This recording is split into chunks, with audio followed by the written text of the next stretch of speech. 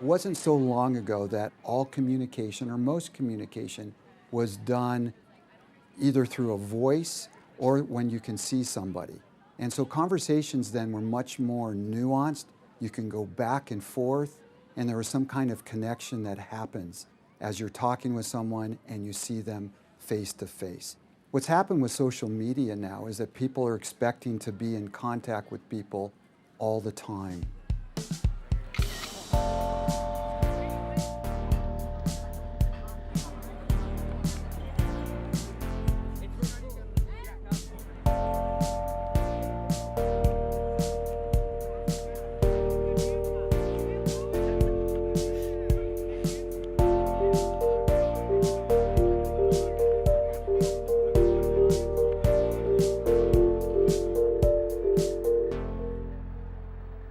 I think it's one of the largest cultural shifts that has happened in our society in a very long period of time. There's some really positive things with social media. Folks are able to stay in contact with people all over the world that maybe they could not afford to do so 15 years ago. Because I'm from Brazil, I live here in America for almost 7 years. We left behind my entire family, all the friends and people are only has a chance to see me online. So I have to feed them with news. It's perfect. Social media is the only way to talk to everyone. Free, quickly, it's awesome. But before everything, I like to share one thing. I truly love selfies, and I'm promoting them. I love to recommend people to take selfies as a memory, not as an exhibition.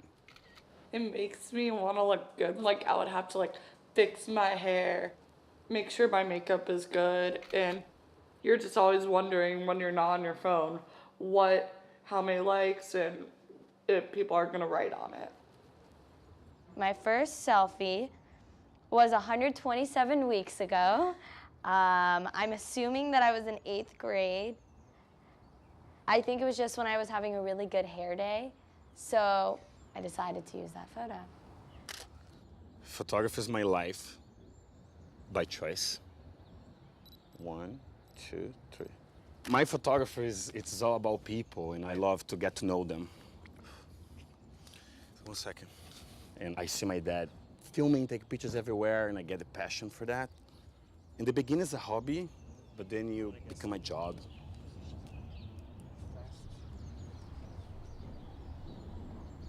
I use social media as something to show people what I'm doing. Like, for example, on Instagram, if I'm doing something cool, like, I don't know, the neon dash run, which I did 2 weeks ago, I posted a photo of it, and then people were like, oh my God, that's so cool.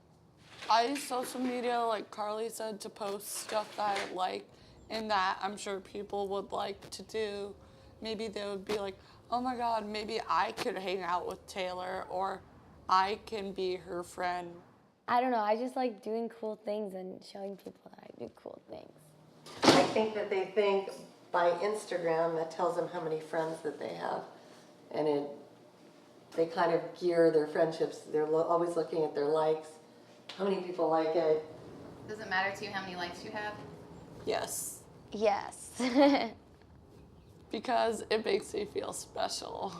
And I did something to get that many likes. I expect a certain number of likes. I mean, Me too. I expect probably around 200 likes. Sometimes I don't get that. If I get 10 likes for people I really, really care about, it's a big deal for me. I love to do a post every day, but I don't get hurt if I don't get a lot of followers. Do you think your daughter spends too much time on social media? Well, one does, but she's getting better at it. She was, and she was getting nothing done, so we've kind of limited that.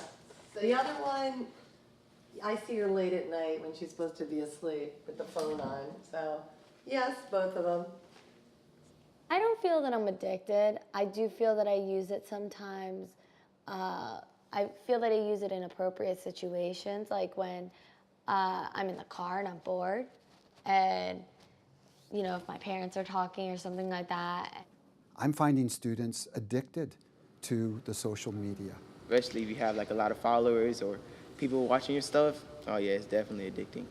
I know people that they can't stay like an hour without their cell phones. They just start freaking out, you know, like if it's a cigarette or something, they're just like shake. Oh my God, I need to know what's going on. I actually had to unfollow my sister on Twitter just so I wouldn't get all her constant stuff from her. I love her, but I had to unfollow her. Sorry, sis. At this point, students are used to being affirmed and rejected at a higher rate than ever before. Now, the affirmations are pretty good because it sends off chemicals in the brain and they feel pretty good, and it kind of gives them a short uplift to their day if they're not feeling very good. Even a small text from someone says, hey, I'll have lunch with you today, or what are you doing? It's like, ooh, this person recognizes me, so it feels pretty good. The downside of that is I think this generation is getting hooked on being affirmed. I got a rate that was a 6. They rated me, and it was a guy I knew really well. Like, he was my friend, and he was like a 6, and he didn't like mean it as a joke. He meant it like really. I was like, made me feel sad. I have this app, they show who unfollow me. It's okay if you unfollow me. But if you unfollow me, don't ask me how I'm doing, because you already show me you don't care. Do you know what I do? I'm following you too. That's how it works. And they show who block me too. I don't even want to say hi on the street. 1 people block me. It's okay. I don't know what it is, so fuck. So how would you know if someone is addicted, you know, from a psychological standpoint? Is it interfering with their sleep? Is it interfering with their tasks at hand, which might be school or work? Is it getting them in trouble in any sort of way? Taking a selfie with Let's Carly. go. We gotta get ready for dance. We gotta do it perfect. Come on, George. Seriously, you have to get ready. You're No. gonna be late. Taylor, I don't like that one. Carly, let her get ready. You also find people distracted. That's good, that's good. Wait. You One more. deleted it. One more. I'm gonna take your phones away. I think it can take over someone's world. All right, enough. Come on. Proof of that is, again, to ask, can you enjoy yourself when you're not connected to your social media? I'm sorry. What did it say again? 1 second.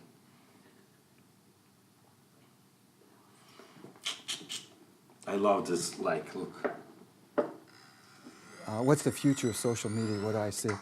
Giant. First of all, it ain't going away. I'm wondering if things are going to come back around to more social interaction, less electronic interaction. Hopefully that'll be the case. I think we need to move that way. I think it might get worse, to be honest. 10 years ago, I don't know how long, we started MySpace, but who knew that we could take MySpace and turn it into Facebook, Instagram, Snapchat, Twitter. The day that they get engaged, it's gonna be a text with like a picture, an icon of a ring, and that's it. I think people are losing a lot of the deep contact with each other, you know, and what I see right now, that's where the social media is going. It's supposed to connect everyone, and I just think everybody is like disconnected.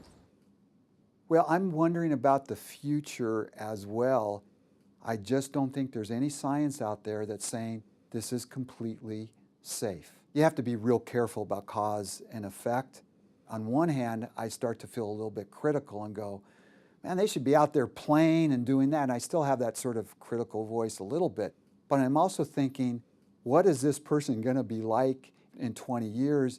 And how is this going to be helpful for them in whatever career that they have? So they're really building a type of fluency in a language that I think this upcoming generation is going to need.